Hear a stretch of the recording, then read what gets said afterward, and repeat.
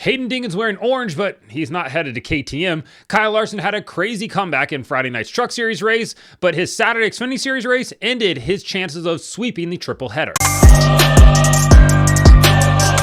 Welcome back to Break Hard. I'm Matt. Yeah, Haiden Deegan, he's wearing orange, or at least he was on Friday night, but it's not because he's headed to KTM next year. It's because he was arrested in Walton County, Florida on charges of street racing. Deegan was booked at 11:26 p.m. on Friday night. He was released at 1:23 a.m., technically Saturday morning, when he posted a $1,000 bail. Like I said, he was arrested for street racing. Call me a Karen, call me old man yelling at clouds if you want. If you race on the street, you deserve to get arrested. You deserve to go to jail because that's incredibly stupid. God forbid you wreck and you take an innocent bystander with you. That is one of the most selfish and stupid things you could possibly do. So he deserves to go to jail for this.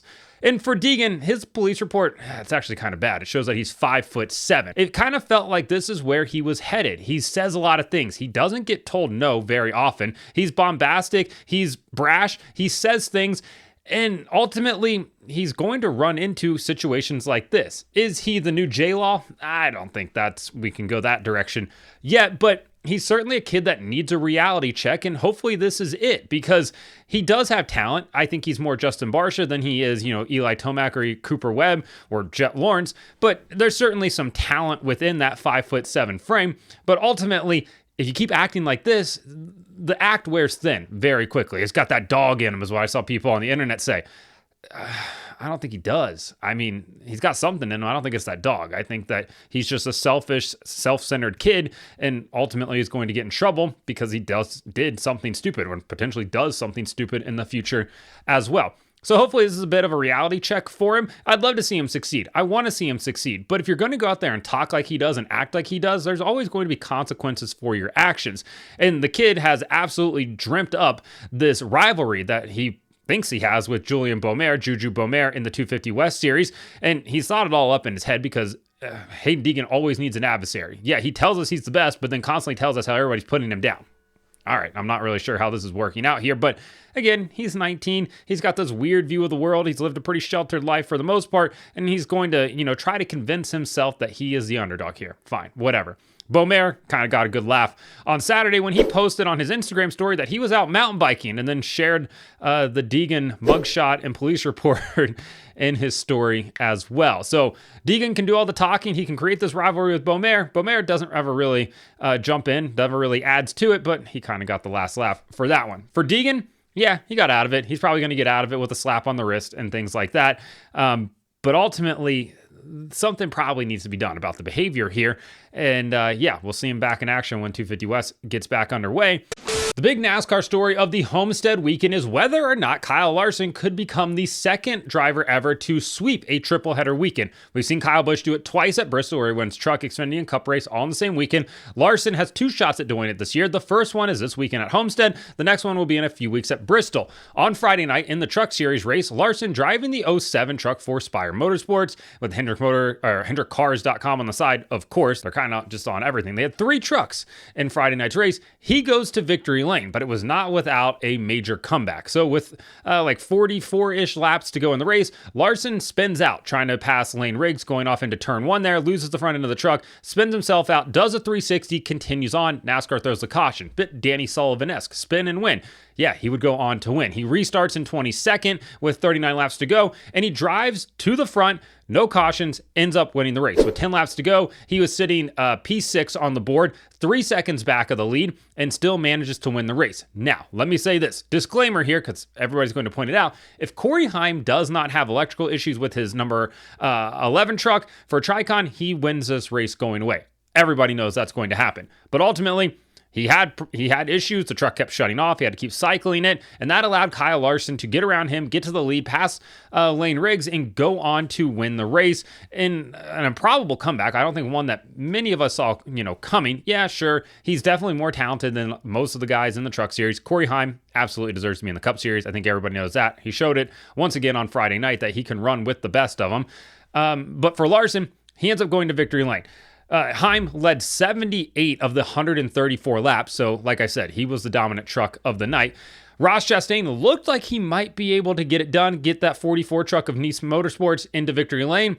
His truck fired off really well, but ultimately it faded pretty quick there. He needed a late race caution to really be a factor in this. He finished P6 on the board. But for Larson, picks up a win, his 4th Truck Series win in 16 starts in the Truck Series, but it started off and it gave the potential to possibly sweep that triple header weekend. Well, let's flash forward to Saturday. He qualifies 17th. Not bad. He's going to get up to the front here pretty quickly, and he did. He stormed to the front, actually, very, very quickly in that Xfinity Series race. Ultimately, he does end up taking the lead, but he doesn't win stage 1. That instead goes to Sammy Smith. Kyle Sieg finished in 2nd. Ryan Sieg in that 39 finished in 3rd. Larson ultimately came home 4th. Larson did go on to win stage number 2, and he was absolutely dog walking the field in the 3rd stage. He was dominating the day, and it looked like he was just going to cruise to another victory. He had a 16-second lead over 2nd place. He had lapped all the way up to 6. There were 5 cars on the lead lap. He lapped up to 5th place at that point, and he's probably going to lap that as well. And then the caution comes out, and that would be because Taylor Gray spins off the last corner there, turn 4, down the front stretch. Caution comes out. Not ideal for Larson, but he had such a big lead over Sam Mayer in 2nd. He could come to pit road, take tires, make as many adjustments as he wanted, have an ice cream, and still beat everybody off pit road. And that's exactly what he did, minus the ice cream and I guess the adjustments part, because that car was absolutely on rails. Goes back out for the restart, takes the inside. Sam Mayer lines up behind him on the inside because Mayer is like, oh, I learned my lesson. I'm going to go follow this guy here. And then on the restart, Mayer kind of lays back and then absolutely rams the back of the 17 car, lifts him up off the ground. Larson spinning his tires. That allowed Austin Hill to take the lead. Justin Allgaier, who is typically the one that hands a lot of these races away with a late race restart, ends up battling it out with Austin Hill, ultimately goes on to win, goes back to back. So that's great for Allgaier, especially for his playoff points as well. And Larson was relegated to a P4 finish. No chances of sweeping the triple header weekend at Homestead. And after the race, Larson's talking to CW, and he's like, I know people are going to say I choked it away. He's like, but I can't go anywhere when my rear wheels are off the ground. He said the 41 laid back, slammed the shit out of me. Funnily enough, the CW didn't bleep out shit. They bleeped out of me, which is on brand for anybody trying to hit the dump button real quick.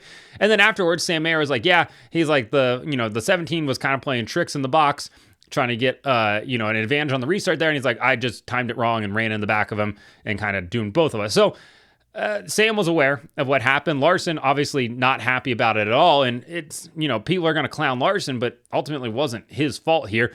He was just doing what you do for the restart, and then gets, the rear end lifted up on his car right there. But overall, dominant performance by him. Like I said, 16-second lead over 2nd place. He was just out there for a nice leisurely Saturday drive in South Florida, and it looked pretty enjoyable and fun for him. One thing about Homestead that always kills me is how much these tires wear. At points, especially when you run the bottom at Homestead, coming off of turn 4 onto the front stretch, at times it looks like they're coming to pit lane as slow as they're going. It is one of those like mind tricks. They're not going slow, but visually it looks slow compared to when tires are fresh and they're just absolutely out there ripping. But for the most part, Larson ripped the wall once again. Didn't pay off for him because, well, the restart is what doomed him there. I will point out that an honorable mention here, Chris Wright, once again, brought out another caution, I think for nearly every race this year. I'm not sure if he's involved in a caution last week in Vegas. I could be wrong there. Maybe he did avoid a caution there, but he brought out a caution on Saturday. Just spun himself out from the top. No help, no reason. I'm sure it was probably the spotter's fault that he spun out, maybe the concession worker, maybe even the track worker for not specifically cleaning that area of the racetrack, but Chris Wright, once again, brings out another caution. Myatt Snyder, he was driving the 91 car for DGM. I like those guys over at DGM. I'm not sure what was going on here, but Myatt Snyder, they showed his pit stop at one point, and I saw his jackman put 5, 6, 7 rounds into the left rear of that car. I'm not sure what he needed on that thing, but they were adjusting on that all day. It was a lot. Carson Kvapil ends up getting a top 10 after having a start violation at the beginning of the race.